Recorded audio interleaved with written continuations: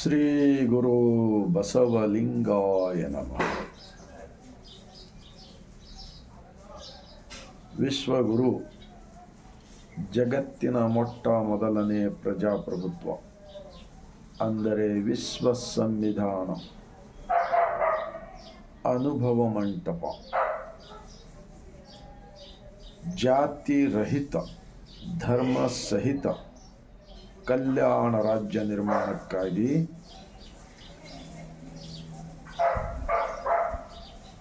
ಅನುಭವ ಮಂಟಪ ಸ್ಥಾಪನೆ ಮಾಡಿದರು ಮಹಾತ್ಮ ಬಸವಣ್ಣನವರು.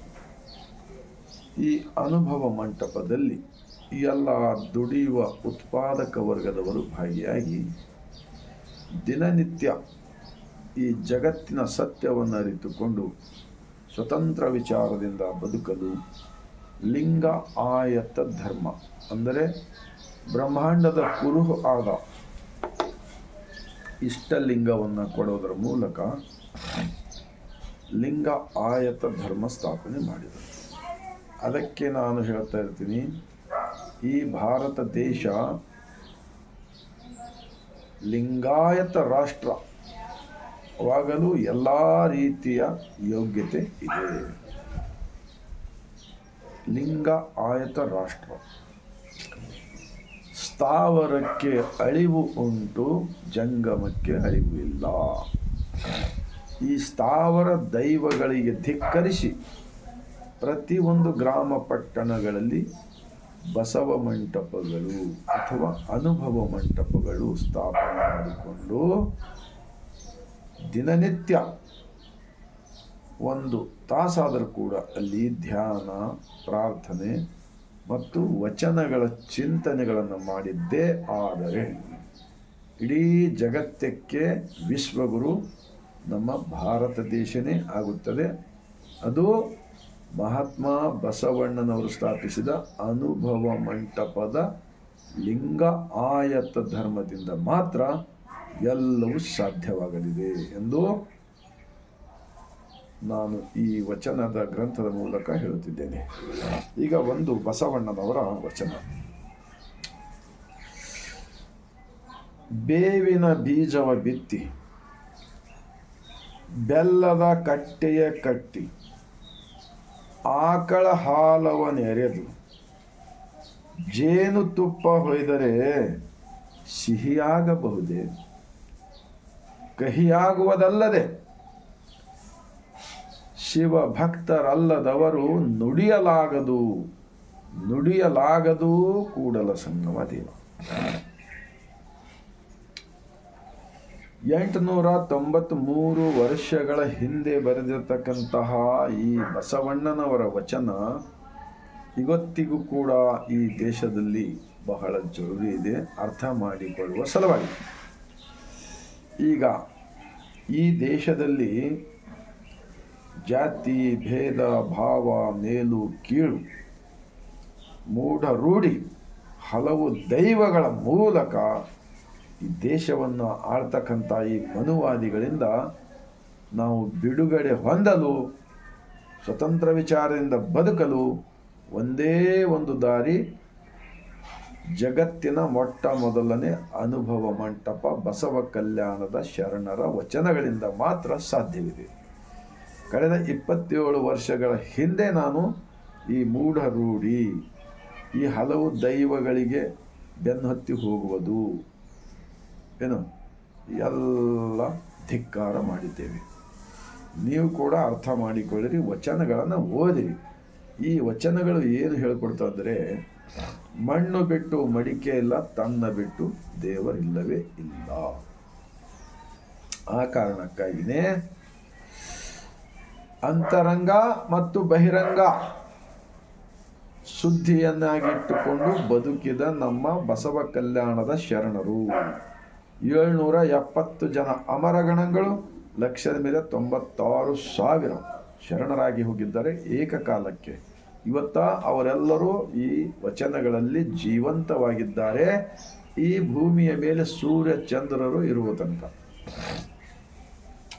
ಈಗ ಅಪರಾಧಗಳು ಬಹಳ ಆಗ್ತಾ ಇವೆ ಕಳೆದ 12-13 ವರ್ಷದಿಂದ.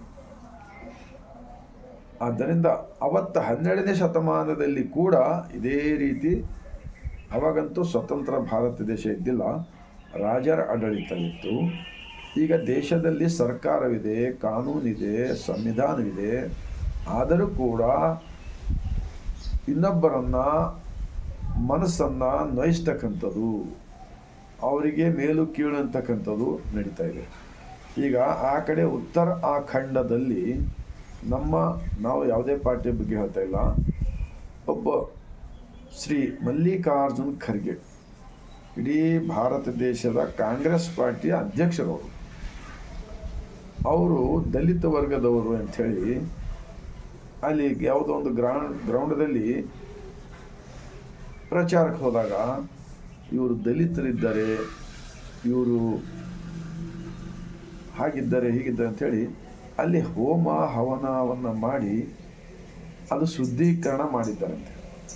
ನಾನಂತೀನಿ ಅವರೆಲ್ಲರಿಗೂ ಶುದ್ಧೀಕರಣ ಮಾಡೋದಿದ್ದರೆ ಉತ್ತರಾಖಂಡ್ ಎಲ್ಲಿದೆ, ನಮ್ಮ ಭಾರತ ದೇಶದಲ್ಲಿನೇ ಇದೆಯಲ್ಲ, ಅವರಿಗೆ ಇವತ್ತೆಲ್ಲ ಅಂಬೇಡ್ಕರ್ ಅಭಿಮಾನಿಗಳು ನೀವೆಲ್ಲರೂ ಅರ್ಥ ಮಾಡಿಕೊಳ್ಳಬೇಕು.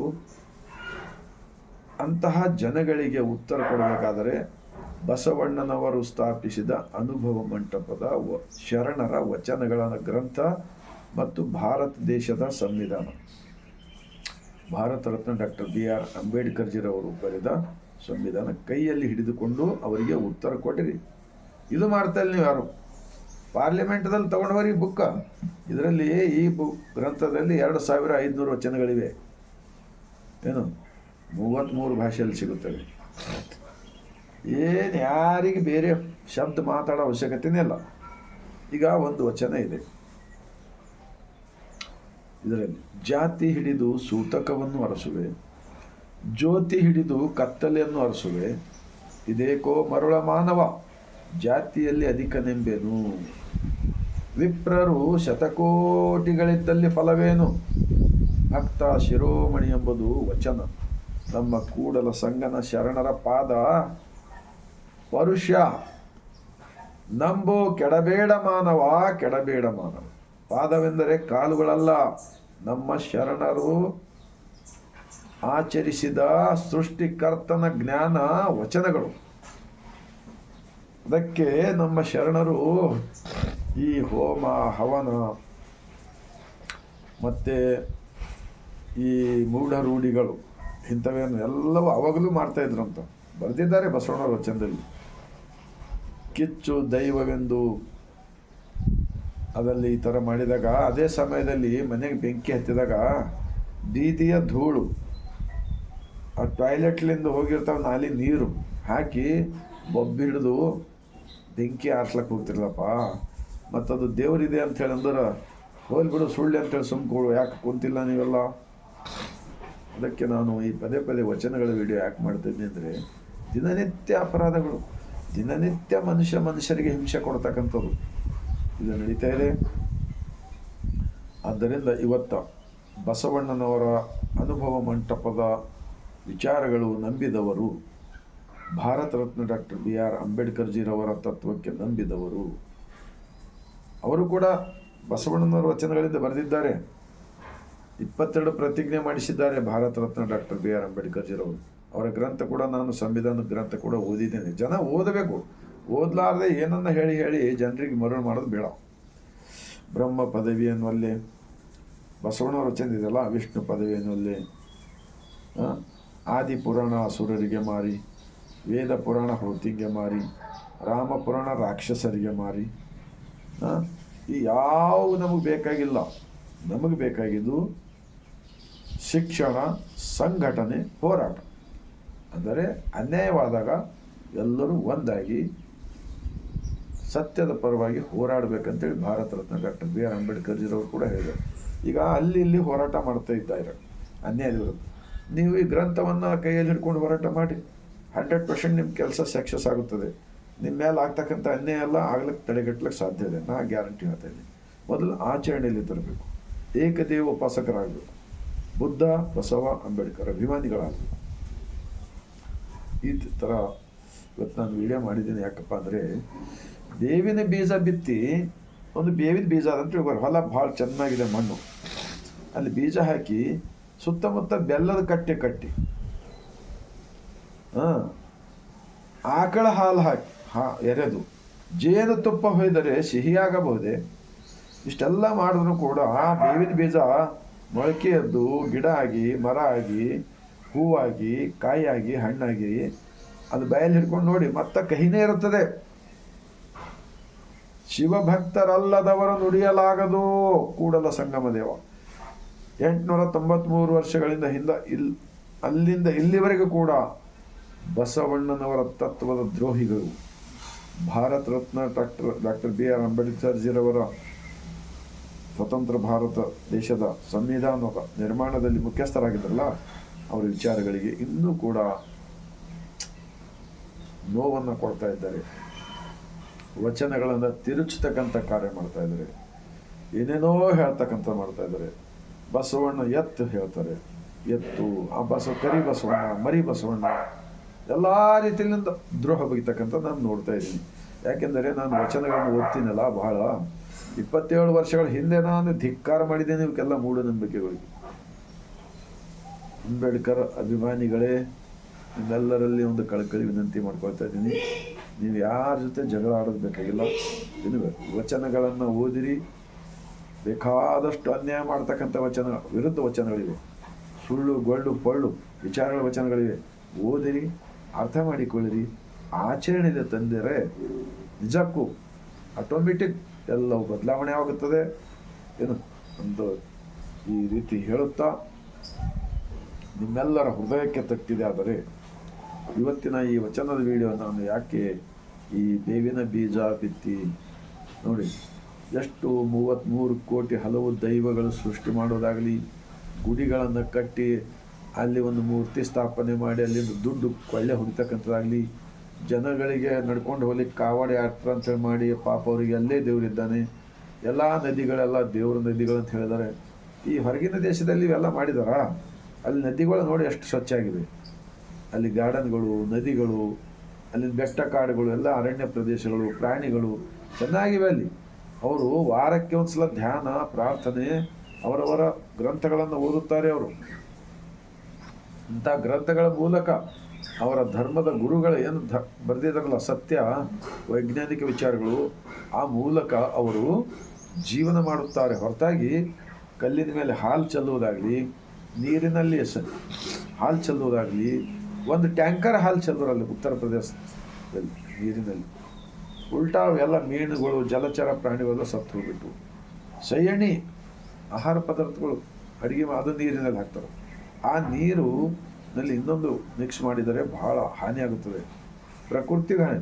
ಅದಕ್ಕೆ ಮಳೆ ಬರ್ತಾ ಇಲ್ಲ ಈ ಪಾಪಿಗಳ ಇಂಥವ್ರಲ್ಲಿದೆ. ಅದೆಲ್ಲ ಬಸವಾದಿ ಶಿವಶರಣರ ಹಿಂದೂ ಸಮಾವೇಶ ಅಂತೇಳಿ ಮಾಡ್ಬೋದು. ಅವತ್ತಿನ ಹಿಡಿದು ನಮ್ಮ ಕಲ್ಯಾಣದ ಶಾಪ ಹತ್ತತ್ತು, ಎಲ್ಲ ಕಡೆ ಮಳೆನೇ ಇಲ್ಲ.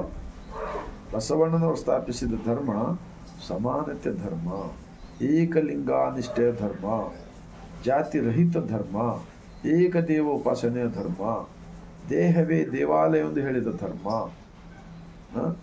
ಇದೆಲ್ಲ ಇಲ್ವಾ?